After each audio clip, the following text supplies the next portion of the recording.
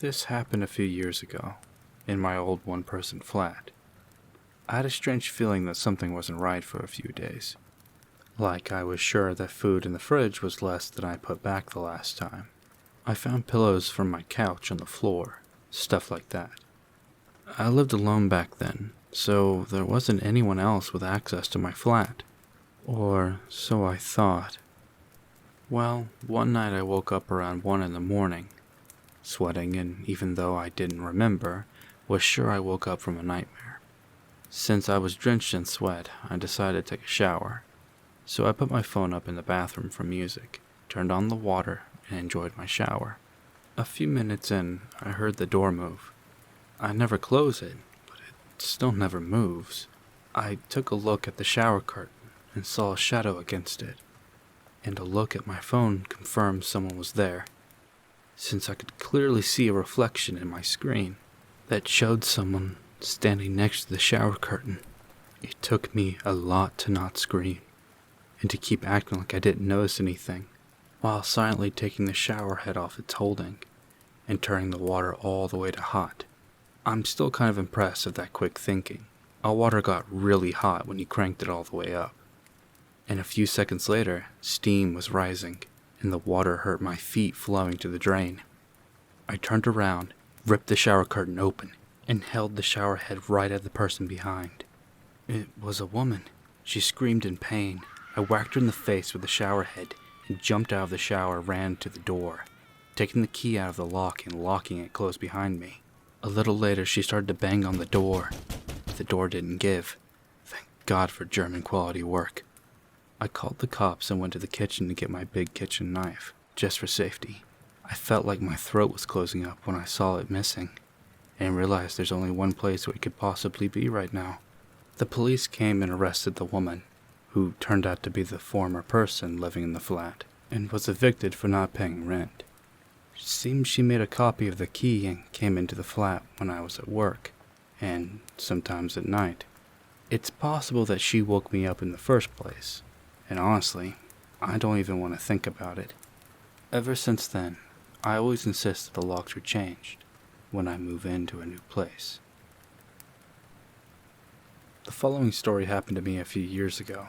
In hindsight, I was a lot more naive, and I've grown a lot since then, becoming more aware of the risk of using social media without privacy settings. A couple years ago, I left my home country to start my master's course and a new life halfway across the world. I don't want to share the name of the country I live in now, sorry. Besides, my partner and their family and my housemates, I really don't know anyone in the area. The first few months were quite hard. I had never lived more than a 3-hour drive from my parents, so being 9,000 miles away from everything I've ever known and loved was quite difficult. I found myself using social media more than ever. Facebook, Instagram, etc.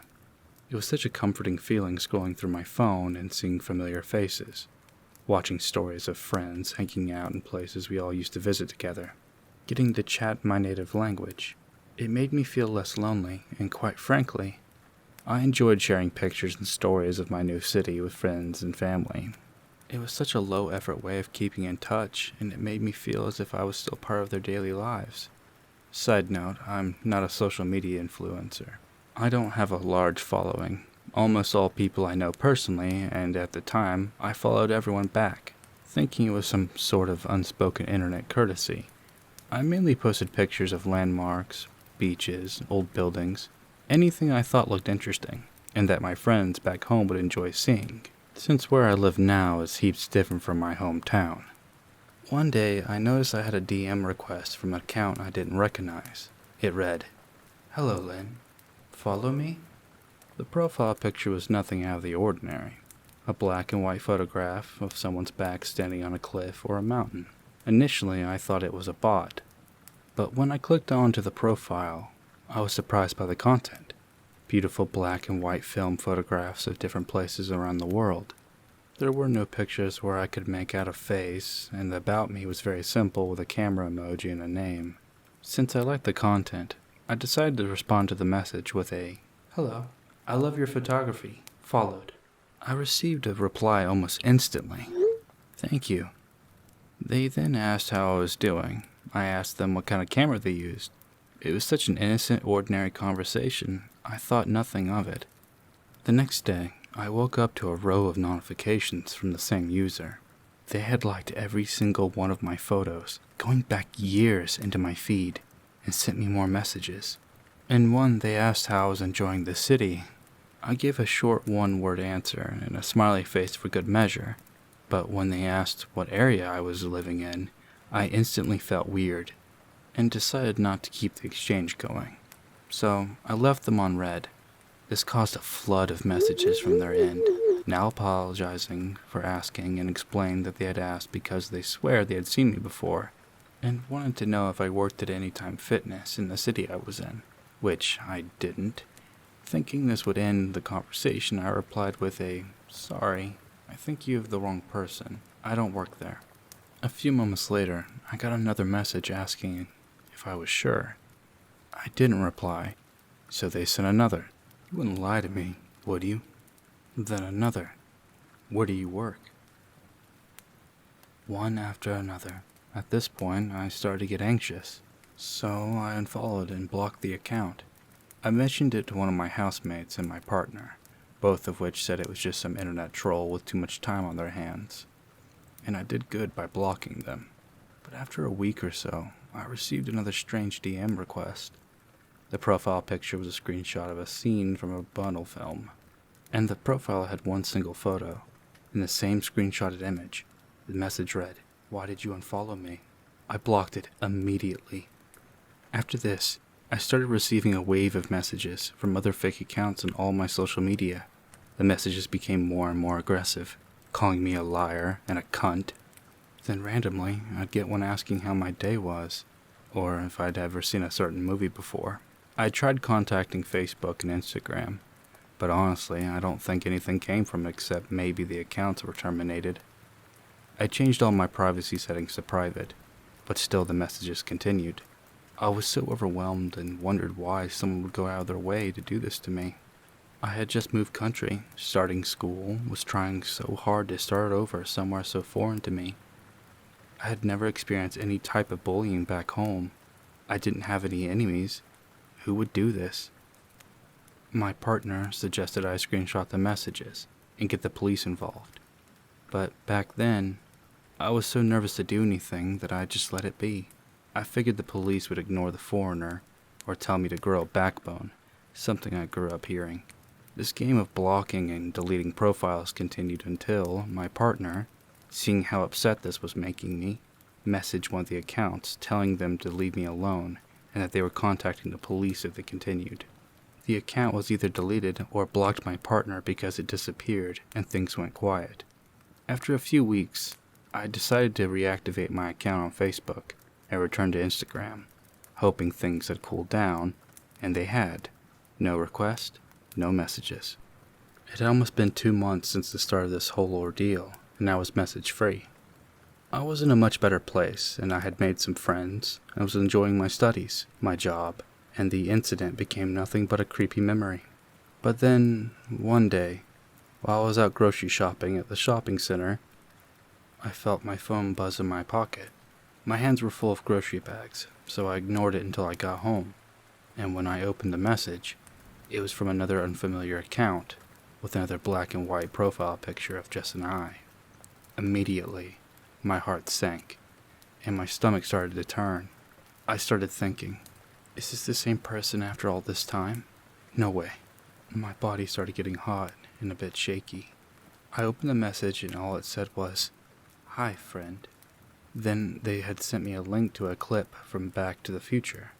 I was so confused as to why they were messaging me and letting alone sending a message of a random movie clip. But then I remembered what I was wearing. A Back to the Future t-shirt. I blocked the user right away and deleted my profile. For good this time. After that day, I never heard from them again. It's been a few years since then. I still don't have an Instagram account, and I only use Facebook to keep in touch with old classmates. I never post anything personal. Occasionally, I will share a Conan clip here and there. I never figured out who was messaging me. If it was the same person, why were they doing this? And worst of all, if they had been watching me, I don't know if it was a strange prank or a pure coincidence, and in hindsight it seems so silly how much off it got to me. But please, not to sound like an overprotective mother, be careful what you share, and especially who you follow. I should mention that I'm a girl, and I was 12 when this happened back in 2010. My younger brother played baseball, and I would attend the summer tournaments to play with friends on the nearby playground or in the woods. My mom worked in the concession stand and my dad was a coach. One day during the tournament games, I wandered into the woods farther than I had before. This wasn't a big vast forest, it was in the middle of a suburb, although as a kid it seemed massive. I found a treehouse. I was too scared to explore it alone, so I went back later with friends. We climbed inside the treehouse. It was everything a kid could have wanted. After a while, we got bored and left, but as we were leaving, I felt like we were being watched. We started walking away from the treehouse, and two men burst from the bushes. We started running and screaming. I tried not to look back, but when I did, I saw something in their hands. I just kept running. My friend who wore flip-flops tripped and fell. We all stopped running and looked back. We were so close to the field, but still hidden by the vegetation and tall grass. We were unseen by the adults, who sat at the bleachers. They caught up to us so fast, we were screaming and crying. They had hatchets, but they just kept saying, "We just don't want you going into the deer blind." They looked sheepish and nervous, realizing how close people were nearby. They took off. We all told our dads. They ran into the woods with baseball bats combing the forest, but they didn't find anything and accused us of lying. Now that I'm an adult, I realize that was not a deer blind.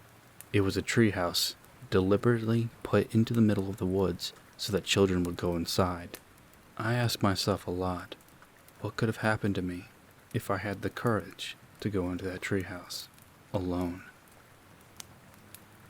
I hope you enjoyed my narration.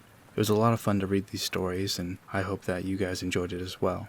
If you have anything I can work on, or if you guys just liked it, leave a comment, a like, and subscribe if you'd like to. I'll be narrating more stories soon, so just stick around, and I hope you guys all have a great night.